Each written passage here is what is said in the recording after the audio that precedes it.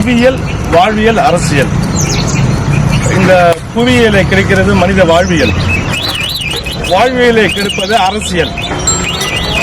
1991 பன்னாட்டு பெரும் முதலாளிகளை மன்மோகன் சிங் மத்திய நிதி அமைச்சராக இருக்கும்போது உலக பொருளாதாரம், சந்தை பொருளாதாரத்தில் கையெழுத்து போட்டதுனால பன்னாட்டு பெரும் முதலாளிகளால் உருவாக்கப்பட்ட இந்த நிதி குறைமம், இந்த தொழிற்சாலை அதற்கு முன்னாடியே கிடையாது.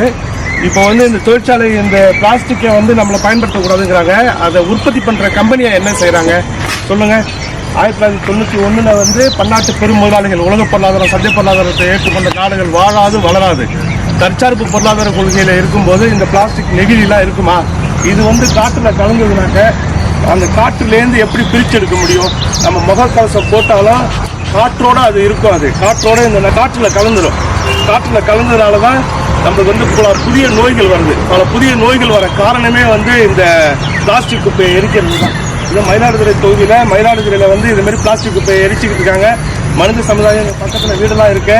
இதை பயன்படுத்துறது யார்? இதை மக்களை இதை பயன்படுத்த வச்சது யார்? அரசியல். அரசியல், வாழ்வியல், புவியியல். அரசியல் கெடுக்கிறது வாழ்வியலை, வாழ்வியலை கெட்டதனால் புவியியல் கெடுக்கிறது.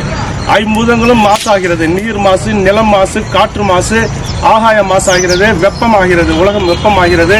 மரத்துக்குள் மாயவரமாக இருக்க வேண்டும், ஆனால் குப்பைக்குள் மாயவரமாக இருக்கிறது. இதை பாருங்கள், இந்த குப்பையை எரிப்பது மிக மிக தவறான செயல். இது காற்றில் கலந்ததுன்னா அந்த காற்றுலேருந்து எந்த மதத்தின் கடவுளாலும் அந்த இந்த குப்பையை எரிக்கிறதுனால காற்றில் கலக்குது. இதோட நச்சு வேதியியல்லாம் எந்த மதத்தின் கடவுளாலும் காற்றிலேருந்து அதை பிரித்தெடுக்க முடியாது. புவியியல் நன்றாக வைத்துக் கொள்ள வேண்டும், வாழ்வியலை அமைத்துக் கொள்ள வேண்டும். நல்ல அரசியலை மக்கள் மாற்றி அரசியலை நல்ல அரசியலாக இருந்துதான் இந்த மாதிரி இருந்திருக்குமா சொல்லுங்க. 1991 இந்த உலக பொருளாதாரம், சந்தை பொருளாதாரத்தை கொண்டு வேர்ல்டு ட்ரேட் ஆர்கனைசேஷனில் கையெழுத்து போட்டு வந்தாங்க. அதுலேருந்து இந்த மாதிரி நச்சு புகை பக்கத்தில் வீடெல்லாம் இருக்குல்ல, இது நியாயமா? இது மனிதர்களை எப்படி வசப்பாங்க அருகில? இது காற்றில் கலந்துனா காற்று மாசு ஆகணும்ல. மிகப்பெரிய தவறான செயல். நம்ம சட்டமன்ற உறுப்பினர் ஆனோடனே முதல்ல இந்த குப்பையை கொளுத்துறதை தடுக்கிறோம். தமிழகம் முழுவதும் தடுக்கிறோம், இந்தியா முழுவதும் தடுக்கிறோம், உலகம் முழுவதும் தடுக்கிறோம். மனிதர்களோட வாழ்வியலை மாற்றி அமைக்கிறோம், புவியியலை நல்லா வச்சுக்கிறோம்.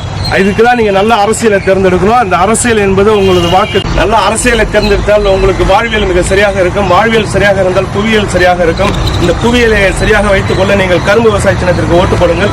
நாம் தமிழர் கட்சியை ஆதரிங்கள். ஐயா நம்மாழ்வார் வலைதளத்தில் பேசிய இதை கேளுங்கள். புவி சூழலை எப்படி நம்ம தற்காத்துக் கொள்ள வேண்டும் என்று உங்களுக்கு நன்றாக தெரியும்.